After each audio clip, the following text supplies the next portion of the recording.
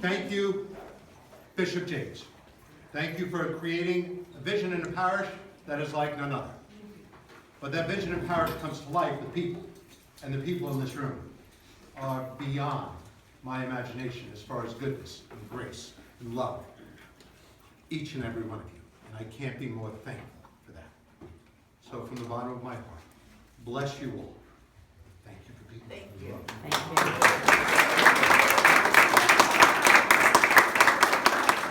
Okay, now I have to sell things, but that's okay.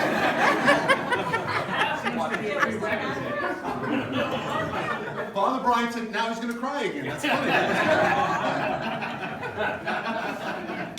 The first thing I really want to mention, and it's a wonderful idea, and I know I said that like a New Yorker. It's a wonderful idea. But actually, it was kind of our idea together, which is kind of nice. In about a month, right? On May 22nd, we're going to tie those ribbons to our brand new gates. We've commissioned gates. They're about 16 feet tall, 27 feet long. They're going to be at both entrance and exits to our property on the church roadside 73. And they're going to be the first time that this 194-year-old property has ever had formal gates on it. And they're really beautiful. They're iron. Ed Worthington, who made the door handles and everything else, was commissioned to make those.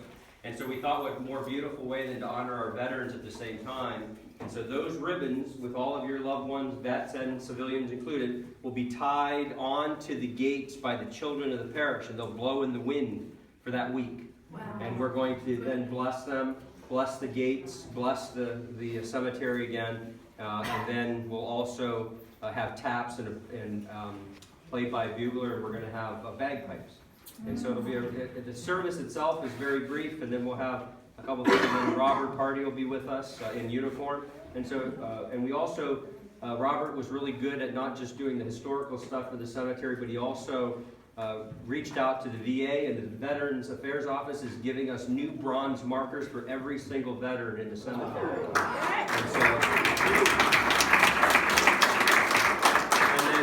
Robert Party himself went out and bought new flags from his own pocket to make this possible. So there's a lot of effort that's going into the planning and the execution of the property. And so I would be remiss if I didn't point out that Kathleen Duncan is not only my parish administrator, but she helps to lead the cemetery. And it's a huge project because the cemetery wasn't well maintained, and we've been investing a lot of effort and money into the cemetery property because it's our duty to take care of those souls that asked us to preserve their remains in the cemetery. We feel that it's our obligation as good stewards.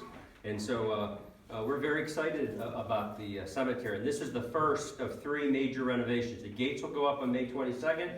We commissioned a brand new bronze St. Francis statue, life-size, called Joliet St. Francis, which you'll be meeting. Timothy Smalls, who did the Beggared Christ out by our door, is doing also the new one. It's going to sit on a 3-foot-high granite piece in the new St. Francis of Assisi section of our cemetery, which will be opening by August. And then for you pet lovers, we're doing something that's unheard of. As a Catholic parish, we are opening up a pet memorial section. If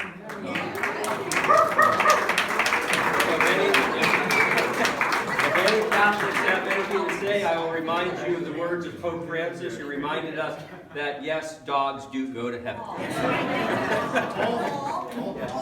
all dogs. Great. So, cats, I'm not sure about.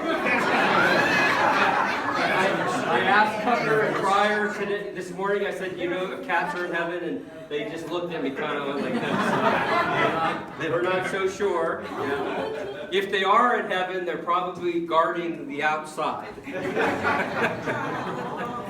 don't know. I'm theologically disagreeing. I think cats are in heaven. I'm actually sure of it. I'm sure.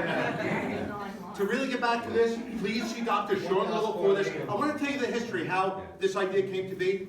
This was done at the 10-year memorial for 9/11 at Trinity Church. It was done in all yellow, but we're doing it with the bishop's idea for veterans, and what a brilliant idea. So please see Sean Little for that. There are slips on most of the tables. I have other ones. 10 for 1, 3 for 20. The red and the blue are for veterans. The white are for civilians. You can honor someone or memorialize someone Please fill out one for each ribbon that you buy, and if you need to pay by credit card, the kiosk is out front. We take cash, check, and credit card. If somebody was killed in a conflict, please choose red. Be sure that you choose red for those folks, please. Second, music. I have to thank our music director for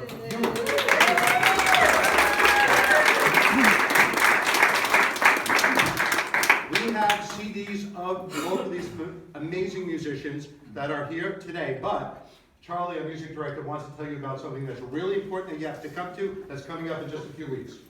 So Friday, May 20th, we're offering, Maria and I are offering a concert entitled What a Wonderful World, and it's going to feature some classical music, but also some Broadway and jazz and pop music as well. It's an hour of music, and then we're going to have a wine and cheese reception afterwards. Tickets are $20, and students are $10. And seeing if you would like to purchase a ticket. So we hope to see you. As we always say, come for the wine, stay for the music. I agree. Lastly, and very dear to me, I pointed out my dear friend Gina, who's here today, honored her brother today in what's called our sanctuary lamp. In every Catholic church in the world, the lamp never goes out. The fire is lit on Easter, and the bishop and I lit that fire, and it stays lit throughout the year. We change it every Thursday after Mass and after the Holy Rosary. It's a 7-day candle that illuminates the tabernacle. The one I'm holding is actually one written by my sister for my grandfather and for my dad. What you can do is you could dedicate that to anyone that you love, not someone who's no longer with us, but of course that is what most people do, but you can honor someone with special prayers or special needs.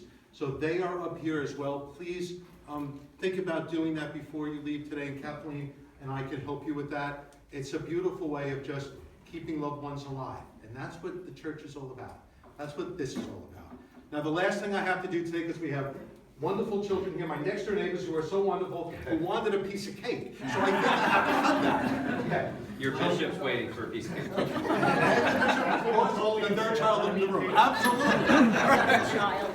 Okay, here we go. Archdeacon, I need your help. Bless my knife. She can do objects, right? Yeah, go ahead. We'll let her zap it. Thank you for this wonderful event, and it happened all because of you. Bless you all. It's only good for 15 minutes.